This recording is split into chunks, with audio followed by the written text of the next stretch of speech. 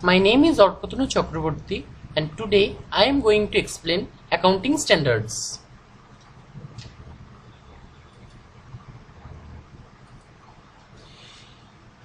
Now, in this slide I will explain history and evolution of accounting standards. The evolution of international accounting standards began in 1966 with a suggestion to set up a worldwide study group.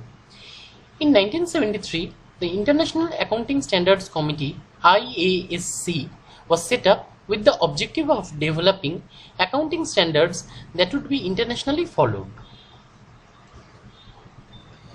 The IASC issued a series of standards called the International Accounting Standard, named and numbered from IAS 1 to IAS 41. In 2001, the International Accounting Standards Board (IASB) formed under International Financial Reporting Standards (IFRS) Foundation replaced the IASC. You can see the company logo of IASB and IFRS in my PPT.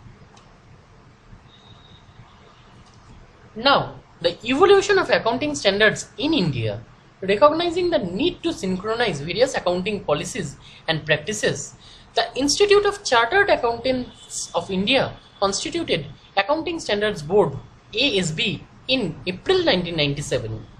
ASB is a committee under Institute of Chartered Accountancy of India which consists of representatives from government department, academicians and professional bodies. You can see the Chartered Accountancy logo in my PPT.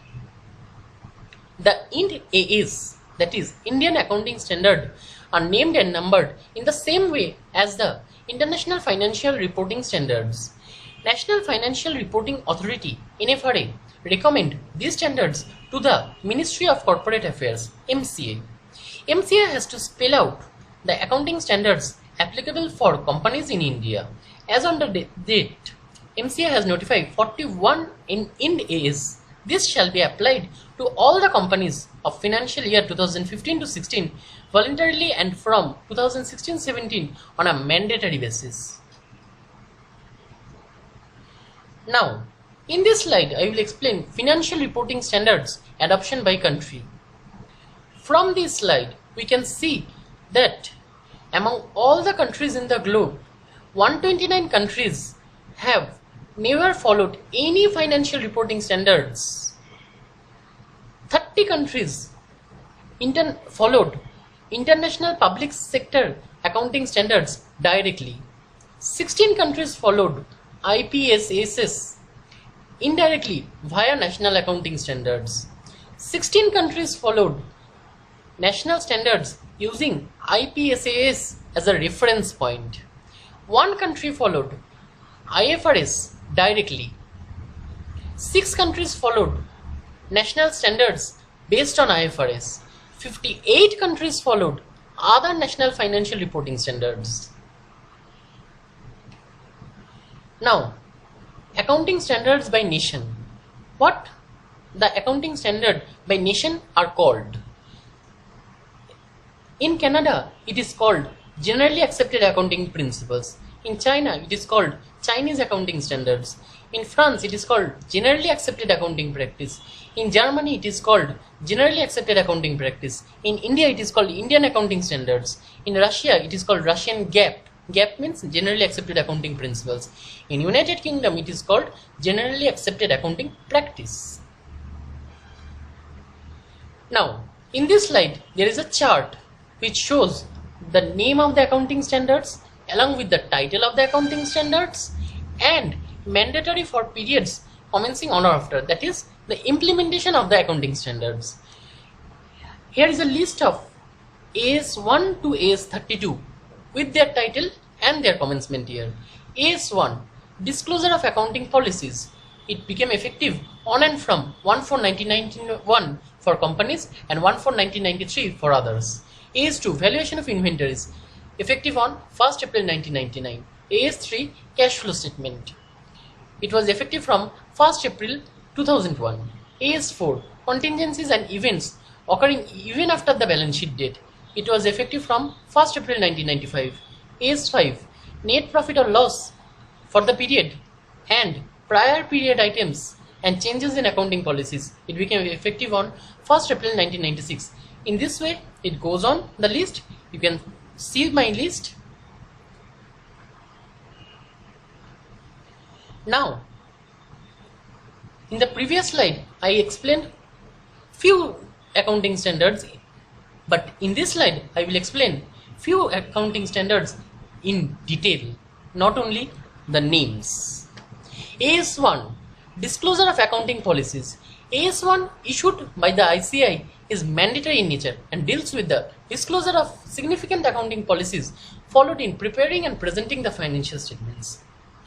Next, disclosure of accounting policies means disclosure of specific accounting policies and the methods applying those principles adopted by the enterprise in preparation and presentation of financial statements.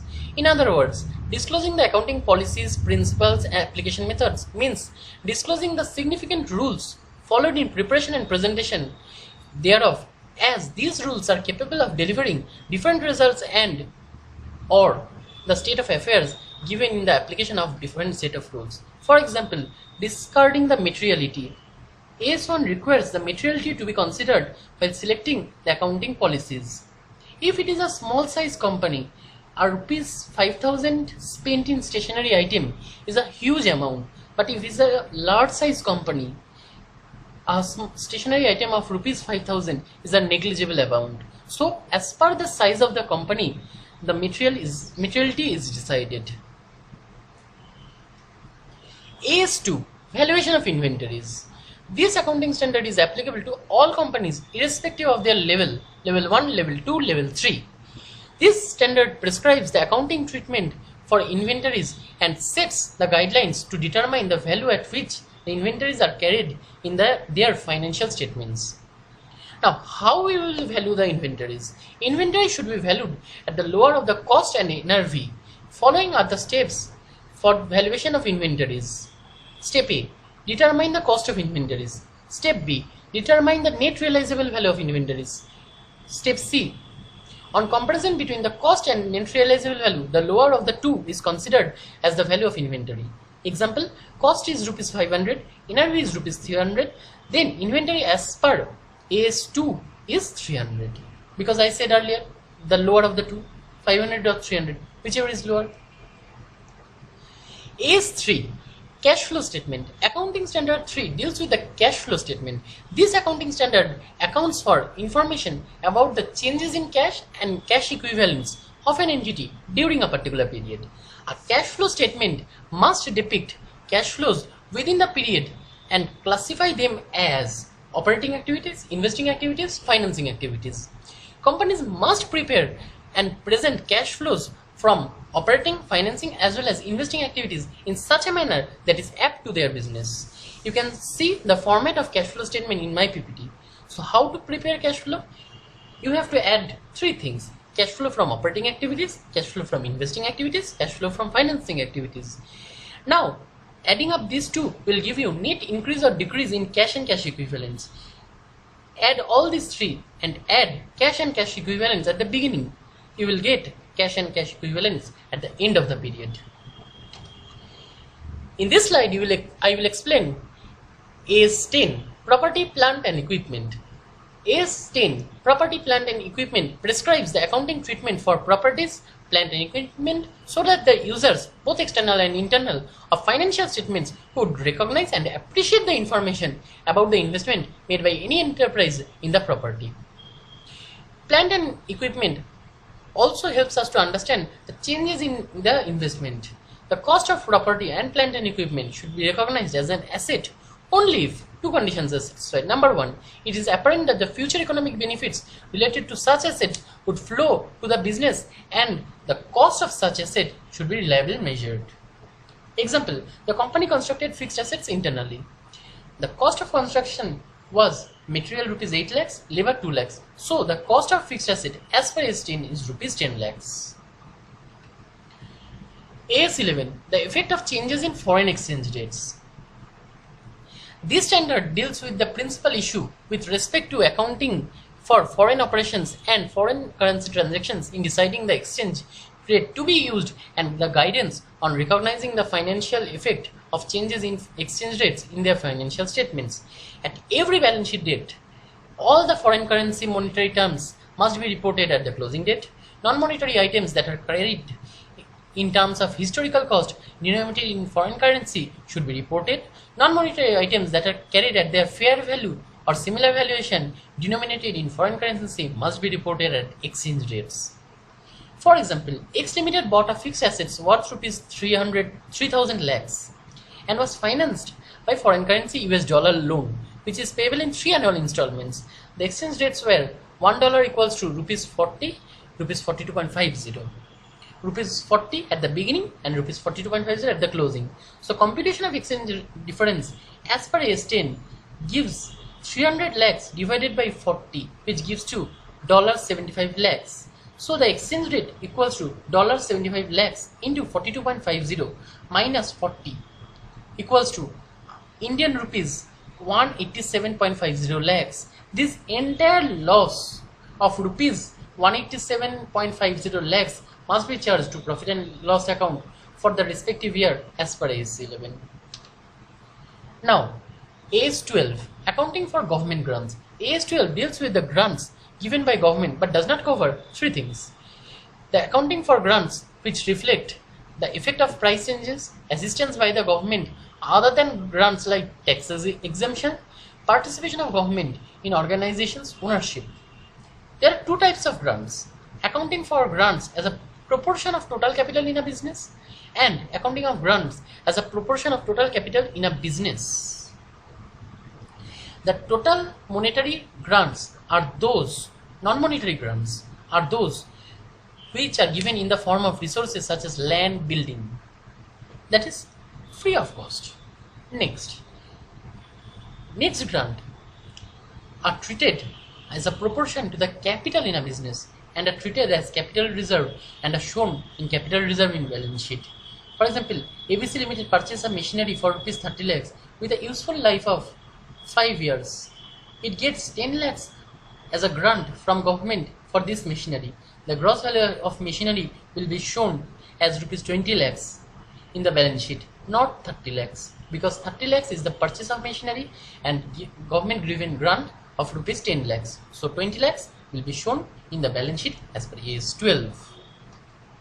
AS13, accounting for investment. The below are the disclosures in financial statements with respect to AS13, accounting for investment, and is applicable for two things: accounting policies employed for determining carrying amount of investment, the amount which are included in the profit of loss statement, for dividend interest on the investment, presenting the income, long-term current investments separately, profits and loss on the disposal of current investment and the changes in carrying amount of investment, profit and loss on the disposal of long-term investment and changes in accounting of the amount of investment. Next point, substantial limitation on the rights of ownership, realizability and the proceeds of disposal, other disclosures as explicitly required by the relevant governing statute of the company. For example, ABC Limited purchased debentures worth rupees 10 and the number of debentures is rupees 10,000 at 12%. So they have to show in the liability portion, in the asset portion. Thank you.